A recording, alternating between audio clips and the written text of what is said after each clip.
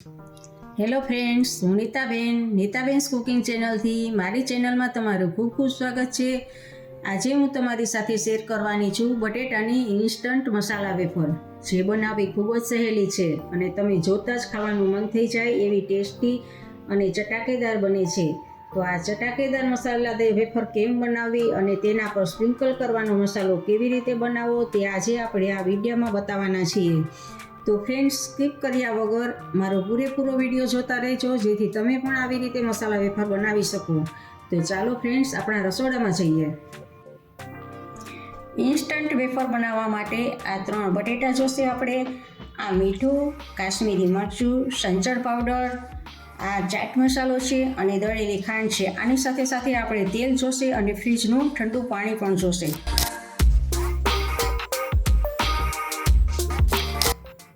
સૌથી પહેલાં આપણે આ બટેટાને પિલરની મદદથી છાલ ઉતારી લેવાની છે. બધી જ છાલને આવી રીતે આમ બટેટાને આવી રીતે આમ છાલ ઉતારી લેવાની છે.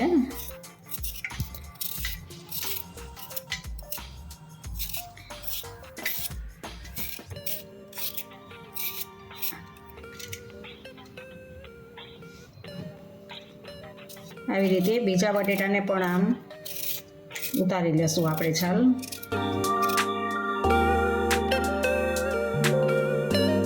જો આપણા 3 બટેટાની છાલ આપણે ઉતારી લીધી છે અને હવે આપણે એને આ મશીન છે વેફર પાડવાનું, એ મશીનની મદદથી આવી રીતે આમ વેફર પાડવાની છે, ચિપ્સ બનાવવાની છે.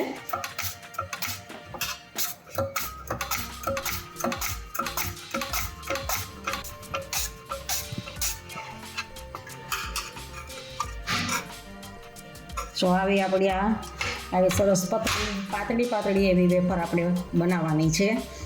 આવી રીતે બધા જ બટેટાને 3 બટેટાને આવી રીતે આપણે ચિપ્સ પાડી લેવાની છે મશીનથી. આપણે હાથથી પાડીએ ને તો જાડી પડે છે, પણ મશીન દ્વારા સરસ એકદમ પાતળી પડે છે. આ તાત્કાલિક ગમે ત્યારે આપણે વેફર ખાવી હોય, બનાવવી હોય અને ખાવાની ઈચ્છા હોય તો આવી રીતે આમ તાત્કાલિક બનાવી શકાય છે. ખાવામાં બહુ જ સરસ બનશે.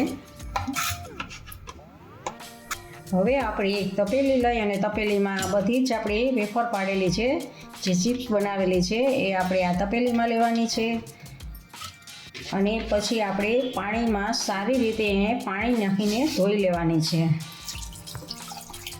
જેથી કરીને સ્ટાર્ચ બધા જ આમાંથી નીકળી જાય. જુઓ આ બધા જ સ્ટાર્ચ છે એ નીકળી જાય. 2 વખત આપણે આવી રીતે પાણીથી ધોઈ લેવાની છે.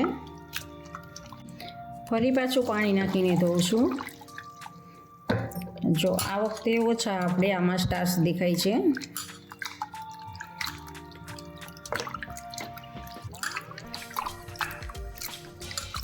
જો આપણી ધોવાઈ ગઈ છે. આમાં હવે ચોખ્ખું પાણી દેખાવા માંડ્યું છે, એટલા બધા સ્ટાર્ચ નથી. તો મીન્સ કે આપણી હવે આ વેફર ધોવાઈ ગઈ છે. હવે આપણે આમાં બરફવાળું એકદમ ઠંડુ ફ્રીજમાંથી કાઢેલું પાણી આમાં એડ કરવાનું છે. તમે પાણી માટલાનું નાખીને એમાં બરફના ટુકડા પણ નાખી શકો છો. આ એકદમ મેં ઠંડુ પાણી આમાં એડ કર્યું છે અને આમાં આપણે 10 થી 15 મિનિટ માટે રહેવા દેવાની છે ઠંડા પાણીમાં. અને આવી જ રીતે રહેવા દઈએ 10 થી 15 મિનિટ. હવે આપણે આ વાસણ ઉપર આવો કાણાવાળો આપણે જારો લીધો છે. એ જારામાં આ બટેટાની વેફર આપણે 10 મિનિટ માટે આમાં રાખી છે ઠંડા પાણીમાં. એકદમ ઠંડુ પાણી છે. હવે એમાંથી કાઢીને આપણે આ જારામાં, જેથી કરીને આપણું બધું જ પાણી નીચે નીકળી જાય અને પાણી અમારી એને એકદમ નીકળી જાય, એટલા માટે આપણે આ જારામાં લેવાની છે. તો આમાંથી બધી જ જો આવી રીતે આમ કાઢી લઉં છું. હવે આપણે આ કોટનનું કપડું લીધેલું છે, વ્હાઇટ કલરનું કોટનનું કપડું છે, એમાં આ વેફરને બધા જને આ વેફરને આમાં લેવાની છે. તમારે વધારે વેફર હોય તો 2-3 વખતે લઈ શકો છો. આ થોડી છે તો એક જ વખતમાં. અને આવી રીતે આમ લૂછી લેવાની છે. પાણી આપણે ગયણામાં બધું જ કાઢી લીધું છે અને હવે આપણે આવી રીતે લૂછી લેવાની છે, જેથી કરીને બધું જ પાણી આમાંથી લૂછાઈ જાય.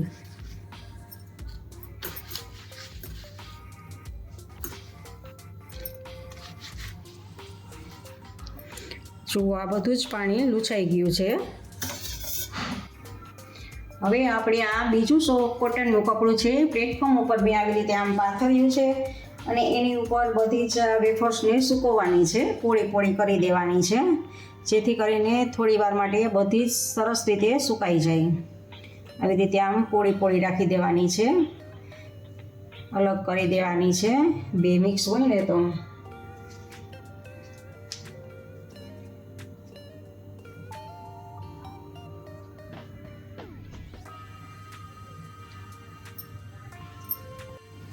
આપણી આ બધી જ વેફરને આવી રીતે પોળી કરી દીધી છે અને આને આવી જ રીતે આમ 15થી 20 મિનિટ માટે રાખવાની છે. પંખો ચાલુ કરી દેવાનો છે, જેથી કરીને આપણી આ ઝડપથી સુકાઈ જાય.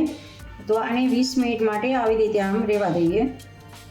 અડધી કલાક થઈ ગઈ છે અને આપણી આ એકદમ સરસ પોળી થઈ ગઈ છે. પંખા નીચે રાખેલી હતી આ સુકાવવા માટે, એટલે એકદમ સરસની આપણી પોળી થઈ ગઈ છે અને થોડી ઘણી સુકાઈ ગઈ છે આપણી. તો હવે આને આપણે તળવાની છે, બધાને ભેગી કરી અને ડીશમાં આપણે લઈ લેવાની છે. આને આપણે વેફરને તળવા માટે હવે ગેસ ઉપર એક તપેલીમાં મેં તેલ લીધું છે અને તેલ ગરમ થાય એટલે એમાં જો તેલ ગરમ થઈ જ ગયું છે, એકદમ ફૂલ ગેસે તેલ રાખવાનું છે અને એમાં આપણે આ વેફરને તળવા માટે એડ કરવાની છે. ગેસની ફ્લેમને ફૂલ જ રાખવાની છે અને આમ ફેરવતા જવાનું છે.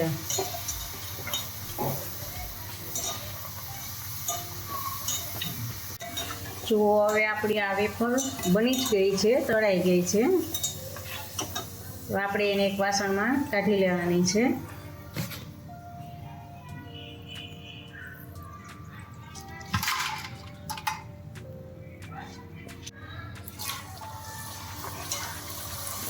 અને પાછી બીજી પણ આવી રીતે આમ તળી લેવાની છે. હવે જુઓ આ આપણી બધી જ વેફર બનીને તૈયાર છે, તળી લીધી છે. હવે આપણે આની ઉપર આપણે સ્પ્રિંકલ કરવા માટેનો મસાલો બનાવવાનો છે. મસાલો બનાવવા માટે આ 1 થી 1.5 ચમચી દળેલી ખાંડ છે, એમાં અડધી ચમચી ચાટ મસાલો છે, એને એમાં એડ કરવાનો છે. અડધી ચમચી નિમક છે, એને એડ કરવાનું છે અને 1 ચમચી કાશ્મીરી મરચું છે, એને એડ કરવાનું છે અને અડધી ચમચી સંચળ પાવડર છે. આ બધાને આમાં મિક્સ કરી અને આ બધું જ હલાવી લેવાનું છે. સારી રીતે બધું મિક્સ કરી દેવાનું છે, એટલે આ આપણું સ્પ્રિંકલ કરવાનો મસાલો તૈયાર થઈ જાય.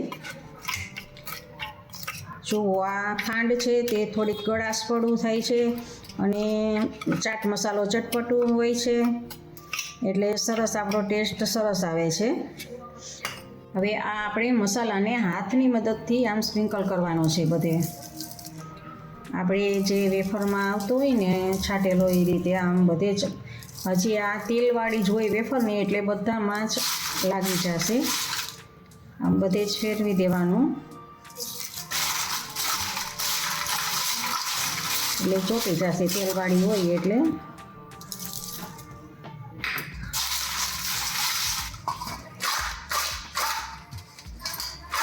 તો એકદમ સરસ ક્રિસ્પી એવી બની છે.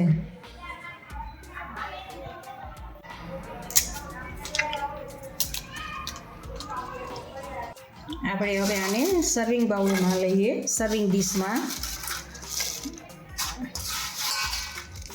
અને એની સાથે આપણે આ લીલી ચટણી લેવાની છે. જે લીલી ચટણી એની સાથે ખૂબ જ સરસ લાગે છે. અને ચટણી ના હોય તો પણ આપણે આ મસાલો સ્પ્રિંકલ કર્યો છે, સ્પ્રિંકલ એ મસાલાથી ખૂબ જ સરસ ટેસ્ટ આવે છે. ફ્રેન્ડ્સ, મારી રેસીપી તમને પસંદ હોય તો લાઈક કરજો અને તમારા ફેમિલી મેમ્બર્સમાં શેર કરજો, જેથી મારા દરેક વિડીયો વધારે લોકોને જોવા મળે. મારી ચેનલને સબસ્ક્રાઈબ કરવાનું ભૂલતા નહીં, જેથી મારી દરેક નવી રેસીપીના વિડીયો તમારા સુધી પહોંચે. ઇન્સ્ટાગ્રામમાં મારા પેજને ફોલો કરજો, મેં નીચે લિંક આપેલી છે. આ લીલી ચટણી માટેની રેસીપી તમારે જોવી હોય તો ઉપર આઈ બટન ઉપર ક્લિક કરજો. આવજો, બાય. ફરી મળીએ નવી રેસીપી સાથે.